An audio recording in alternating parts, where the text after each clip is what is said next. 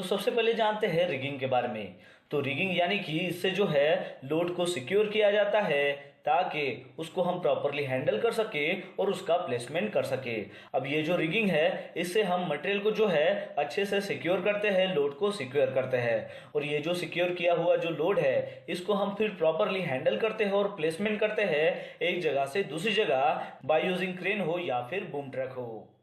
Lifting यानी कि कोई भी चीज़ एक जगह से दूसरी जगह ले जाना उसे लिफ्टिंग कहते हैं। ये जो लिफ्टिंग होती है वो आप बाय यूजिंग क्रेन से भी कर सकते हो, बूम ट्रक से कर सकते हो और फोर्कलिफ्ट से भी कर सकते हो। तो चलिए जानते हैं कि जब भी अगर मान लो आप क्रेन से लिफ्टिंग कर रहे हो यानी कि एक जगह से दूसरी जगह मटेरियल आपको अगर रखना हो तो उसमें क्या खतरे आएंगे और उसमें आपको क्या प्रिकॉशंस लेने पड़ेंगे। तो चलिए देखते हैं। सबसे पहले देखते हैं उसके हज़ार्ड्स। सबसे पहला हज़ार्ड है सस्पेंडेड लोड। क्रेन से अगर मान लो आपने कोई लोड उठाया हुआ है और वो लोड के नीचे अगर मान लो कोई अगर आता है तो वो सस्पेंडेड लोड उसके ऊपर गिर सकता है। दूसरा है क्रेन जो है वो कोलैप्स हो सकती है। तीसरा है जो लोड है वो गिर सकता है। अगर आप डैमेज टूल्स और टैकल्स का अगर यूज़ कर रहे हो तो वो भी एक हज़ार्ड है। अगर आप अच्छे से सिग्नलिंग नहीं दे रहे हो क्रेन ऑपरेटर को तो वो भी एक हज़ार्ड है।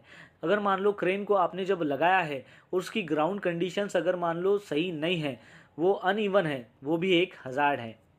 क्रेन को आपने जिस पोजीशन पे लगाया है, जो भी उसके इर्द गिर्द जो भी नियर बाय स्ट्रक्चर्स है वो भी एक हज़ार्ड है। उसके ऊपर जो ओवरहेड पावर लाइन्स आती है वो भी एक हज़ार्ड है। उस क्रेन का मैकेनिकल फेलर भी हो सकता है, वो भी एक हज़ार्ड है।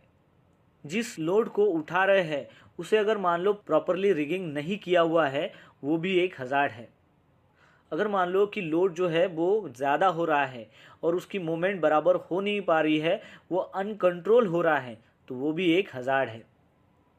अब आइए देखते हैं कि लिफ्टिंग के प्रिकॉशंस क्या हैं। तो सबसे पहले जब भी आपको लिफ्टिंग करना हो तो आपके पास होना चाहिए PTW यानी कि परमिट टू वर्क। फिर होना चाहिए उसका लिफ्टिंग प्लान। फिर होना चाहिए आपके पास TPI सर्टिफिकेट यानी कि थर्ड पार्टी सर्टिफिकेट क्रेन का, टूल्स का और टैकल्स का, और साथ ही उस क्रेन का और टूल्स एंड टैकल्स का कलर कोडिंग होना चाहिए।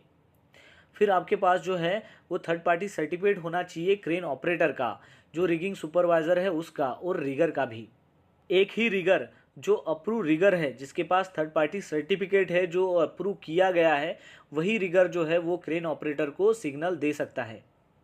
जब भी आपको क्रेन की पोजीशंस करनी है तभी आपको ध्यान में रखना है कि नियर बाय में कोई एडजेसेंट स्ट्रक्चर ना हो या फिर उसके ऊपर कोई भी पावर लाइंस ना हो।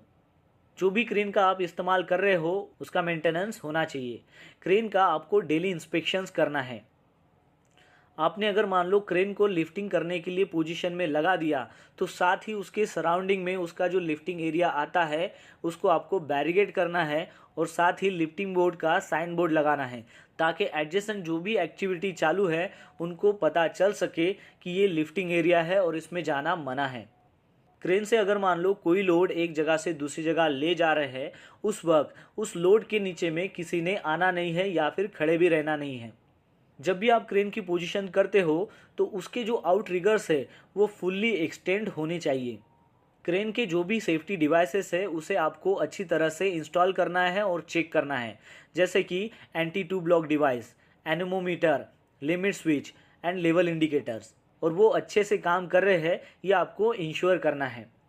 जब भी आप क्रेन की पोजीशंस कर रहे हो तो आपको देखना है कि जो भी ग्राउंड लेवल है वो अच्छे से लेवल में है, और उसके जो आउट रिगर्स है जब भी आप एक्सटेंड करते हो तो उसके लिए आपको आउट रिगर पैड्स का इस्तेमाल करना है। जब भी आप क्रेन से किसी लोड को उठाते हो तो उस लोड को आपको 2 टैगलाइन लगानी है ताकि उस लोड को आप कंट्रोल कर सके। तो दोस्तों ये थे लिफ्टिंग एक्टिविटी के हज़ार्ड्स और उसके रिलेवेंट प्रिकॉशंस। तो दोस्तों आशा करता हूँ कि आपको इस वीडियो के माध्यम से पता चल गया होगा लिफ्टिंग और रिगिंग के बारे में, उसके हज़ार्ड्स के बारे में और उसके प्रिकॉशंस के बारे में। तो बस आज के लिए इतना ही, मिलता है नेक्स्ट वीडियो में एक नए टॉपिक के साथ में। तब तक के लिए टेक केयर, बाय बाय।